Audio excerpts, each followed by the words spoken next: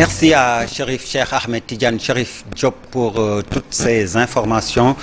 Nous avons le plaisir de recevoir Birane Yaya Wane, les chefs d'entreprise, également membre du Conseil national des dirigeants d'entreprise du Sénégal. Monsieur Wane, bonsoir. Bonsoir, monsieur Léa. Alors, nous allons parler encore une fois du drame de Sikilo. Le drame de Sikilo avec des mesures d'urgence qui ont été prises hier à l'issue d'un conseil interministériel présidé par le Premier ministre lui-même. 23 mesures donc après ce conseil interministériel, disais-je. Déjà, pour régler ce problème, d'après vous, qu'est-ce que devrait être le rôle et la participation du secteur privé? D'accord, merci M. Der. Donc, avant de commencer l'émission, il faudrait quand même que je présente mes condoléances aux familles des disparus et que je m'incline quand même pieusement devant la mémoire de ces disparus. Et puis tout en priant pour que le bon Dieu les accueille au paradis. Donc, c'est un drame quand même très déplorable et où le secteur privé quand même a un rôle très important à jouer par rapport à tous les actes qui peuvent être posés dans le cadre du secteur des transports, pour ne pas dire du pilier de développement qu'est le transport. Donc, les actes qui devraient être posés vont quand même du renouvellement du parc jusqu'à l'ouverture de gares routières privées et puis jusqu'à l'organisation aussi des premiers secours, parce que là on a vu qu'il y avait beaucoup de disparus parce que les premiers secours n'ont pas été bien organisés, parce que nous sommes dans un pays aujourd'hui, c'est quand même dramatique et vraiment de le dire, nous sommes dans un pays qui n'a pas d'hélicoptère médicalisé et dans ce genre de catastrophe, dans ce genre d'accident, les premiers secours devraient être organisés de manière très efficace par quand même des troupes héliportées, de médecins, de sapeurs-pompiers pour être sur le théâtre des opérations. Donc c'est malheureux de le constater.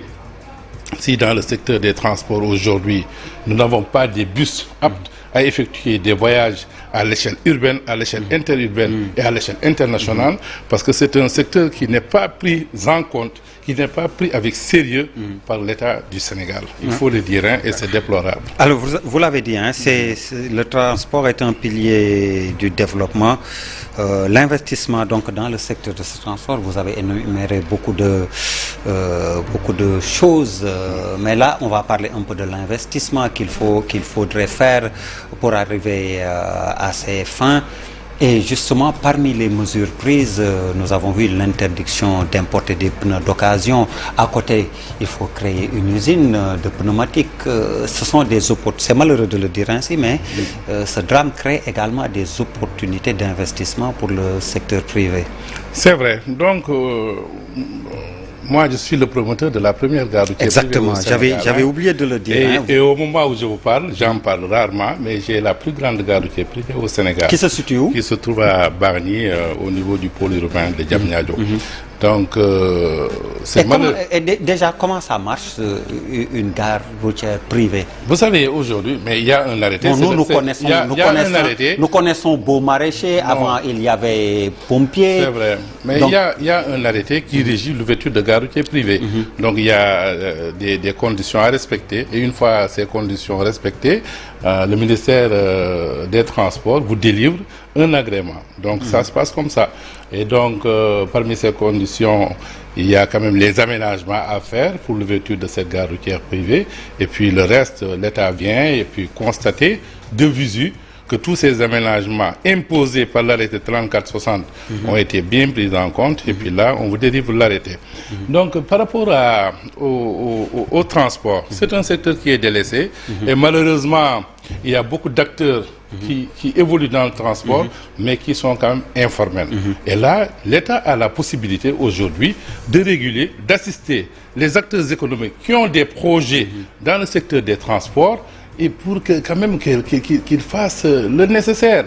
Donc c'est quoi, qu'est-ce que cela veut dire le nécessaire? Le nécessaire, c'est d'importer quand même des bus aptes à effectuer des voyages à l'échelle urbaine, à l'échelle interurbaine, à l'échelle internationale.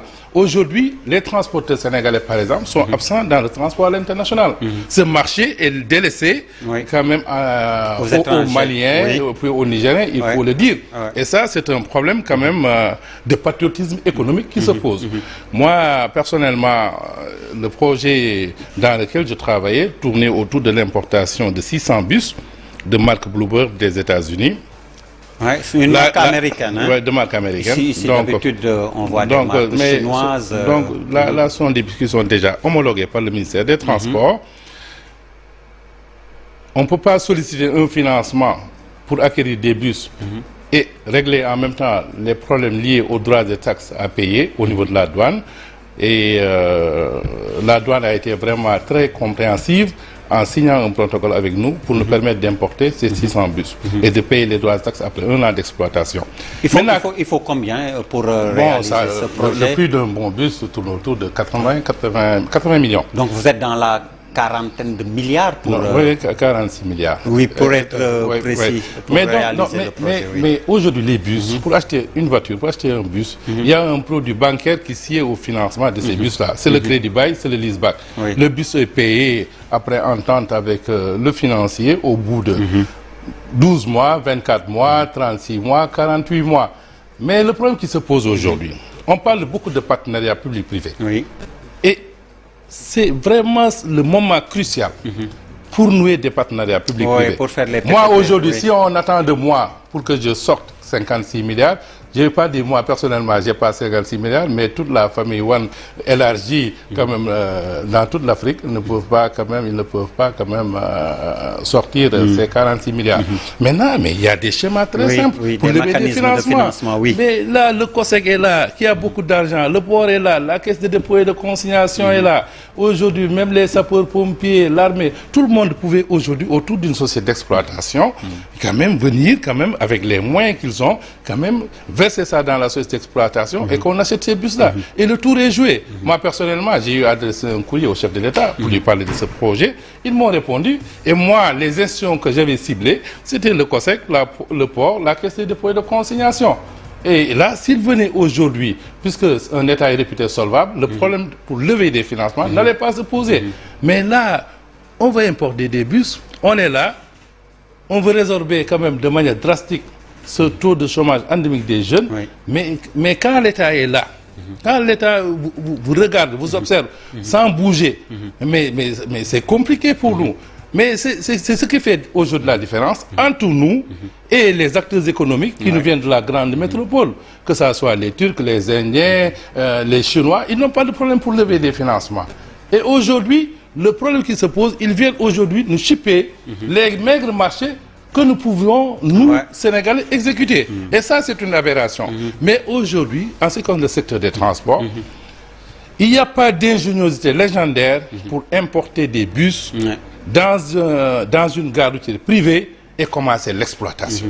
Ça, c'est quand même une des innovations que le gouvernement quand même, pouvait quand même mettre sur la table en assistant financièrement, c'est pas de l'argent qui sort là, mais ça sont des garanties, ça peut être une lettre de confort, ça peut être des garanties qui peuvent quand même mettre sur la table et puis accompagner l'acteur économique à vraiment renouveler le parc.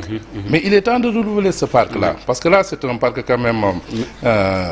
mais investir également dans le matériel, dans les infrastructures et dans la formation également. Mais pour la formation, moi, pour contourner ce problème, j'avais signé avec l'armée une convention pour recruter tous les militaires du bas-train qui prenaient leur retraite à 45 ans. Donc ça, c'était quand même un appui considérable de l'armée dans le cadre d'un partenariat quand même qu'on peut nouer avec l'armée. Le problème ne se pose pas. Le problème de la formation est un problème quand même crucial.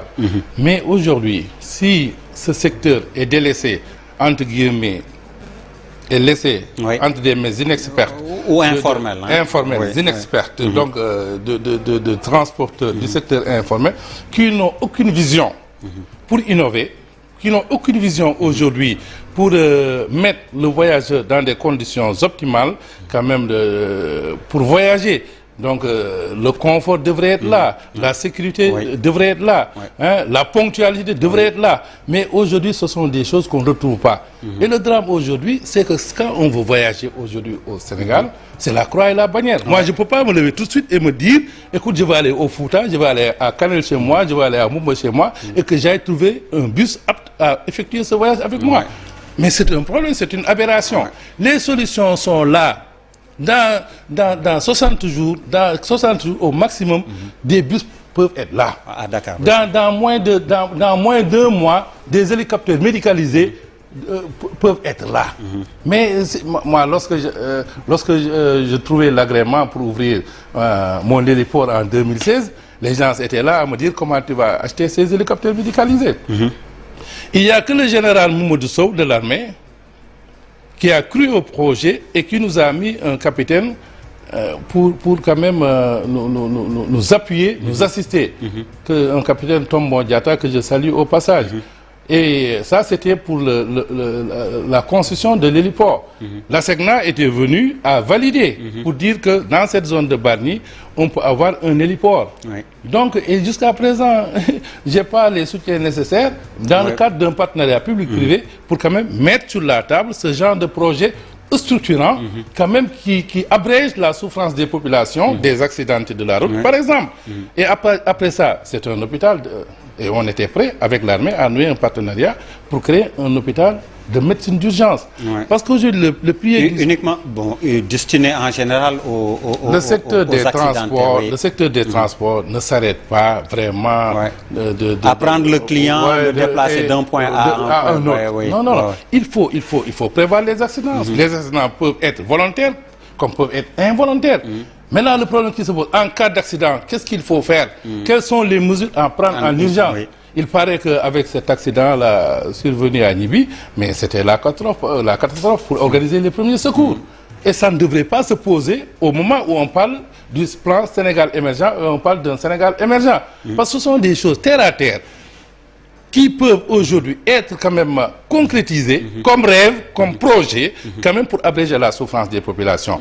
Mais le problème est que quand l'État est là, quand il n'y a pas le cadre institutionnel du secteur privé pour parler des projets des Sénégalais dans leur entièreté, dans leur diversité, il y a problème. Effectivement. Et il y a un dysfonctionnement institutionnel qui fait qu'aujourd'hui, nous, acteurs économiques sénégalais, dans notre hiérarchisation, parce qu'on parle du secteur privé, moi souvent j'ai honte maintenant de dire que du secteur privé, je préfère quand même porter ma casquette d'universitaire, de doctorant en économie, quand même pour parler moins de secteur privé. Parce que dans notre hiérarchisation, on parle beaucoup de secteur privé. Mais il faudrait que je vous apprenne, au niveau du secteur privé, il y a des acteurs économiques opérationnels, des acteurs économiques fonctionnels, des acteurs économiques mourants, des acteurs économiques dormants, des acteurs économiques somnolents, des lobbyistes, on les retrouve du tout. C'est pourquoi aujourd'hui, si l'État aujourd'hui rencontre d'énormes difficultés pour assister les acteurs économiques, de quelque bord qu'ils puissent se situer, c'est qu'ils n'ont pas un secteur privé. Et aujourd'hui, tant que l'État restera dans cette position, tant que l'État ne sera pas accompagné par un secteur privé reconnu opérationnel et fort, l'État rencontrera toujours des problèmes primaires. Ça, c'est une honte pour nous, Sénégalais, qu'on ait ce genre d'accident avec à la clé plus de 40 morts. Ça, vraiment, j'ai honte en tant que Sénégalais d'abord, parce que des solutions pour régler ce problème sont là. Mais si aujourd'hui le Premier ministre organise un conseil interministériel avec 22 points, qui sont très difficiles à exécuter, parce que là, pas mal d'acteurs m'ont appelé tout de suite pour me dire, aujourd'hui, si l'État arrive à concrétiser, arrive quand même à appliquer toutes ces 23 mesures, c'est la fin du transport à l'échelle interurbaine. Pour vous, 23 mesures, c'est trop? 22 mesures, mais c'est trop. Mais rien qu'en apprenant toutes ces 22 mesures, je me dis que c'est trop. C'est élastique. Mais à la limite, quand c'est trop long, les gens, quand ça doit quand même concerner plusieurs ministères qui devraient intervenir, ça pose problème. À la limite, ce sont des solutions préconisées dans le show, c'est pour quand même essayer de calmer les ardeurs des uns et des autres. Mais ces mesures-là risquent d'être inefficaces et risquent d'être inappliquées. Et ça, c'est ça le problème. Autre segment de ce transport, les fourrières également, où on voit dans d'autres pays l'implication de privés dans la création de fourrières, la gestion. En tout cas, nous avons là également d'autres segments où le secteur privé peut s'engouffrer. Le secteur privé, par aisance, devrait intervenir dans tous les secteurs, dans tous les piliers de développement qui peuvent régir une vie économique. Aujourd'hui, beaucoup de pays n'ont qu'une diplomatie économique, à l'instar des Turcs. Quand les Turcs aujourd'hui ont des problèmes, ici ce ne sont pas des diplomates qui vont se déplacer, mais ce sont plutôt des acteurs économiques qui vont se déplacer pour régler ces problèmes-là. Ils ont une diplomatie économique. Les Indiens ont une diplomatie économique. Et aujourd'hui, moi, ce qui me fait mal, quand des acteurs économiques viennent voir nos autorités, viennent rencontrer nos autorités, ces derniers, au lieu de les conduire, par exemple, à la chambre de commerce ou bien à l'union des chambres, ils essaient aujourd'hui de régler ces problèmes. Le problème du Sénégal et des Sénégalais, c'est que c'est un seul fonctionnaire qui se lève un beau matin et qui a une position difficilement contournable sur l'échiquier administratif, qui appose sa signature n'importe comment, sans tenir compte vraiment des dégâts que ça peut causer. Mais il n'y a pas d'ingéniosité. Il y a 52 ans, lorsque Ndiouga Kébé nous construisait Holding Kébé, Dubaï dont on parle aujourd'hui, c'était des vents de sable et de poussière. Mais aujourd'hui, moi je ne les appelle même pas acteurs économiques, je les appelle des envahisseurs. Parce que là, il faudrait quand même que l'État essaie de prendre en compte les préoccupations de ses propres fils, les préoccupations de ses propres acteurs économiques pour essayer d'inverser la tendance. Parce que là, ça commence à être inquiétant, trop c'est trop. Et c'est ça le problème. Mais le problème du secteur des transports ne demande aucune ingéniosité. Dès demain matin, on peut, avec l'appui du chef de l'État, on peut tout de suite importer le nombre de bus qu'on veut. On peut par rapport même à la chaîne de valeur. Parce que là, nous sommes en retard sur tous les plans.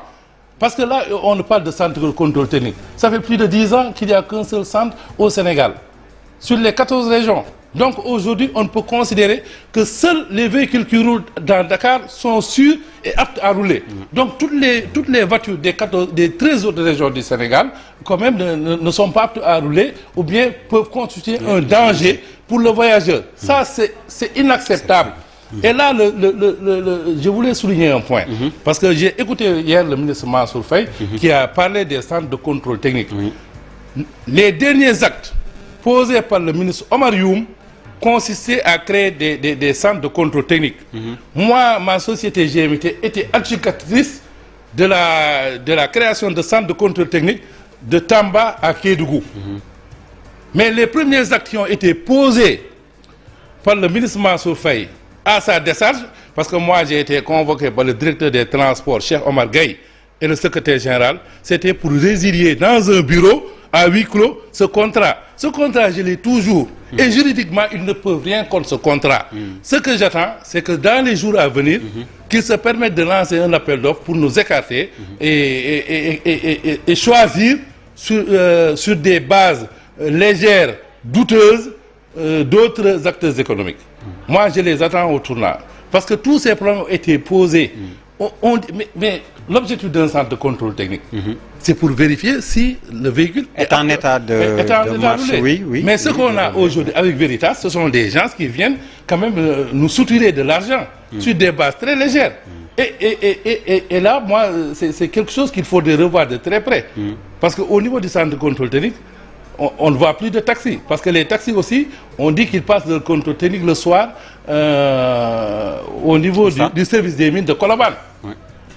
Donc, ce sont des transporteurs qui ne devraient pas être quand même dérangés sous peine quand même de créer des problèmes à l'État. Ça, ce sont des choses à revoir. Donc, vous pensez que l'État est sous le joug des lobbies, souvent, il y a trop, dans le transport, il y a trop de légèreté. C'est ça la vérité. Il y a trop de légèreté. Ça, c'est un secteur qui ne demande pas d'ingéniosité. C'est le président Macky Sall qui l'a dit en personne. Quand il est dans sa voiture, il ne voit que des plaques rouges. Parce qu'il va avoir des plaques rouges parce qu'aujourd'hui, le Malien qui va acheter un véhicule, mais non seulement il est subventionné, mais il est exonéré. Un véhicule de Mercedes qui coûte 100 millions, l'entrepreneur, l'acteur économique malien ne l'achète pas à plus de 40 millions. Il est assisté. Et dans le transport à l'international, nous continuons à être absents. Parce que ce qui devrait être fait n'est pas encore fait. Les mesures qui devraient être prises pour abréger la souffrance des entrepreneurs qui évoluent dans le secteur des transports n'est pas encore effective. Et puis il n'y a pas que le transporteur, il y a le transport maritime. On a 718 km de côte sans un seul bateau pour faire de la plaisance, sans un seul bateau pour faire du transport touristique. C'est une aberration. Ici, il y a des niches de création d'emplois. Mais si les éboueurs veulent aller remplacer les astronautes, c'est la croix et la bannière. On n'y peut rien. On ne fait que suivre. Biran Yaya Wane, merci beaucoup. Vous êtes membre du Conseil national des dirigeants d'entreprises du Sénégal. Et puis, je suis l'administrateur du groupe secteur privé développement qui regroupe aujourd'hui 490 acteurs économiques opérationnels. Ok, vous êtes également opérationnel. Vous faites bien la distinction comme vous l'avez dit. Mais j'ai pas de choix. Premier promoteur d'une gare routière privée au Sénégal. Je suis le premier et au pôle urbain de Diamniadio, vous l'avez dit. J'ai la plus grande gare routière privée au Sénégal. Maintenant, si je ne vois pas l'État pour remplir cette gare de bus, je vais attendre un de ces quatre. Peut-être que ce problème sera résolu. Alors, nos condoléances renouvelées au peuple sénégalais avec ce drame de 6 kilos. Merci, mesdames, messieurs, de nous avoir suivis. Excellente suite de programmes sur la TFM, la télévision Futur Média. Merci, bonsoir.